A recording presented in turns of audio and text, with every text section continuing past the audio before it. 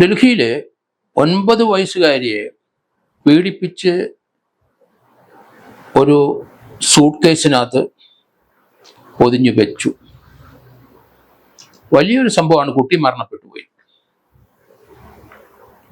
കഴിഞ്ഞ ശനിയാഴ്ച വൈകിട്ട് കുട്ടി നെഹ്റു വിഹാറിലെ വീട്ടിൽ നിന്നും ബന്ധുവിൻ്റെ വീട്ടിലേക്ക് പോയി. രാത്രിയായിട്ടും കുട്ടി മടങ്ങി വരാതെ കണ്ടപ്പം പിതാവ് വിഷമിച്ചു. പിതാവ് പോയ വീട്ടിൽ അന്വേഷിച്ചപ്പം അവിടെ കുട്ടി ചെന്നിട്ടില്ല.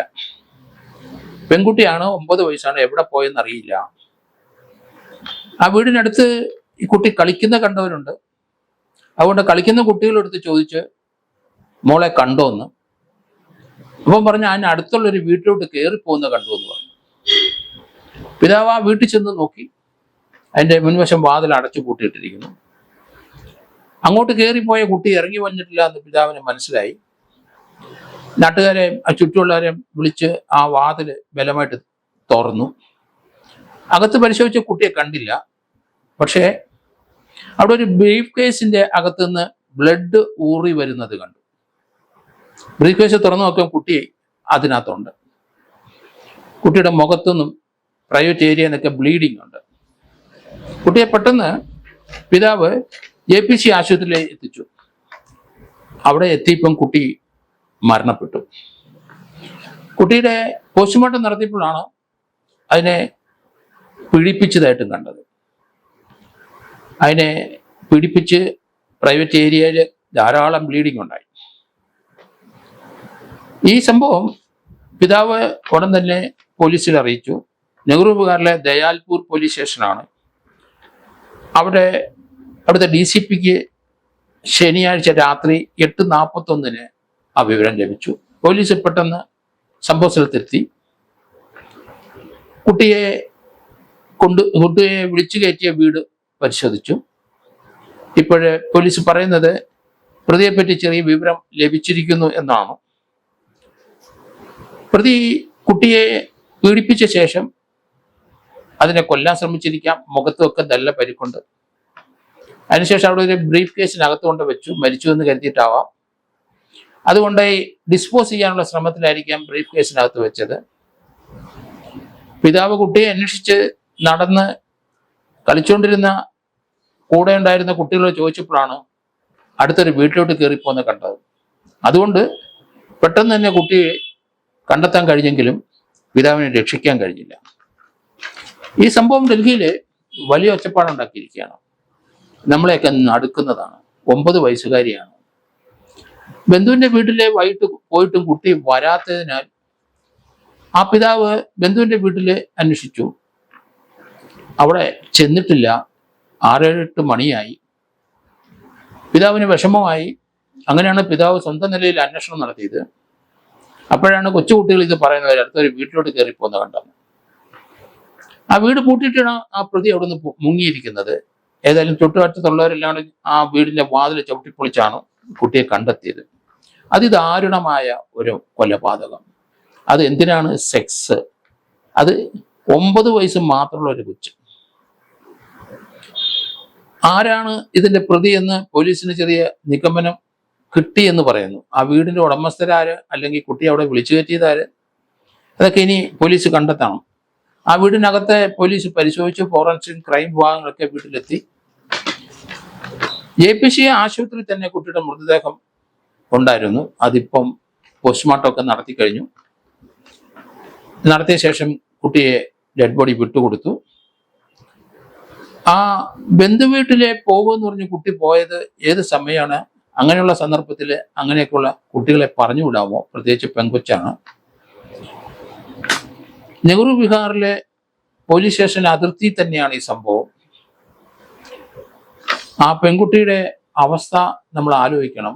9 വയസ്സുള്ള കൊച്ചാണ്. പ്രായപൂർത്തിയാകാത്ത കുട്ടിയാണെന്ന് വിചാരിച്ചോണം.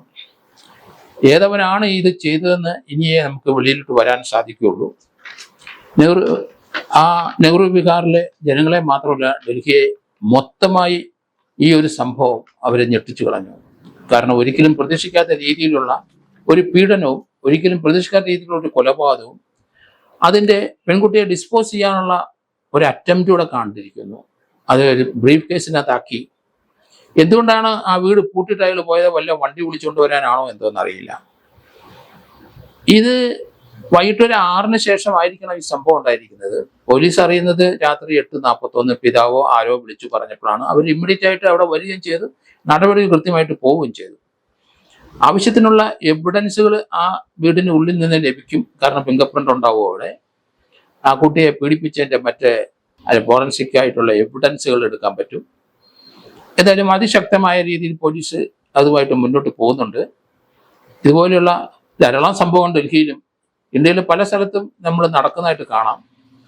അതുകൊണ്ട് പെൺകുട്ടികളെ 6-ന് ശേഷം വെളിയിൽ വിടാതെ സൂക്ഷിക്കണം. ആൺകുട്ടികളാണെങ്കിലും ശരി, എല്ലാവരും 6 മണിക്കകം കളിക്കുന്ന സ്ഥലത്ത് നിന്ന് വീട്ടിലെത്തണം. അല്പസ്വല്പം താമസിച്ചു കഴിഞ്ഞാൽ ഉടൻ തന്നെ കുട്ടികളെ പറ്റി അന്വേഷിക്കണം. മാതാപിതാക്കൾ വളരെ ശ്രദ്ധിക്കണം, സഹോദരങ്ങൾ ശ്രദ്ധിക്കണം. 5 മിനിറ്റ് മതി ഒരു സംഭവം ഉണ്ടാകാൻ. ഇത് ആ കുട്ടിയെ ഒരിക്കലും പ്രതീക്ഷിച്ചില്ല. എങ്ങനെയാണ് അയാൾ വിളിച്ചു കയറ്റിയതെന്ന് അറിയില്ല. കുട്ടി 9 വയസ്സുള്ള കുട്ടിയായപ്പം എന്തെങ്കിലും സീറ്റോ മുട്ടയോ നീട്ടി വാ എന്ന് പറഞ്ഞപ്പോൾ വിളിച്ചു കയറ്റിയതാകാം. അല്ലെങ്കിൽ ബന്ധു വീട്ടിൽ പോവുക എന്ന് പറഞ്ഞ് പോയ കുട്ടിയെ വഴിക്ക് ഇയാൾ വിളിച്ചു കയറ്റിയിരിക്കുന്ന ആരാണ് സാധ്യത. ബന്ധു വീട്ടിൽ എന്ന് പറഞ്ഞാൽ അവിടുന്ന് നടന്നു പോകാനുള്ള ദൂരം മാത്രമേ കാണുകയുള്ളായിരിക്കാം. അതിദാരുണമായ ഈ സംഭവം ഇനി ഉണ്ടാകരുത്. ധാരാളം നമ്മൾ ഉണ്ടാകുമ്പോഴും ഇതുപോലെ പറയും. പക്ഷെ ശ്രദ്ധ അല്പം മാറിപ്പോയാൽ കുട്ടികൾക്ക് അപകടം ഉണ്ടാകുന്നതാണ്. നമുക്കറിയാം, കേരളത്തിലെ ധാരാളം കുട്ടികൾ ഇതുപോലെ ശ്രദ്ധ മാറി തട്ടിക്കൊണ്ടുപോയതും പീഡിപ്പിച്ചതും ഒക്കെ നമുക്കറിയാം. ജീവനോടെ നമ്മൾ പേട്ടയിലുള്ളൊരു കുട്ടിയെ തിരിച്ചു പിടിച്ചത് നമുക്കറിയാം. അതുപോലെ തന്നെ കൊല്ലം ജില്ലയിലെ കൊല്ലം ടൗണിൽ തന്നെ ഒരു കുട്ടിയെ തട്ടിക്കൊണ്ട് പോയിട്ട് ട്യൂഷൻ പഠിക്കാൻ പോയ കുട്ടിയെ തട്ടിക്കൊണ്ട് ജീവനോടെ നമ്മൾ തിരിച്ചു പിടിച്ചത് നമുക്കറിയാം. പക്ഷേ അതൊക്കെ നമ്മൾ സമയോചിതമായി ക്വിക്കായിട്ട് ഇടപെട്ടുകൊണ്ടാണ് അവരുടെ ജീവൻ രക്ഷപ്പെടുത്തിയത്.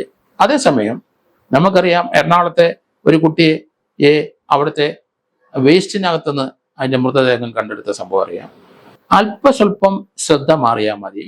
അത് വീട്ടുകാർ രണ്ടുപേരും പണിക്ക് പോകുമ്പോൾ കൊച്ചുകുട്ടികൾ വീട്ടിൽ തന്നെയായിരിക്കാം. പക്ഷെ അയലോക്കത്തുള്ളവരും ചുറ്റുവട്ടത്തുള്ളവരും കണ്ണ് എറണാകുളത്തെ ഒരു കുട്ടിയുടെ ആ സമയത്ത് അത് പിന്തുടരുന്ന വേറൊരു കുട്ടിയെ ഇതുപോലെ കൊണ്ടുവച്ചപ്പോൾ അത് പിന്തുടരുന്ന കുട്ടിയെ രക്ഷപ്പെടുത്ത സംഭവം ഉണ്ടായിട്ടുണ്ട്. അത് അയലോക്കംകാരുടെ ശ്രദ്ധ കൊണ്ടാണത്.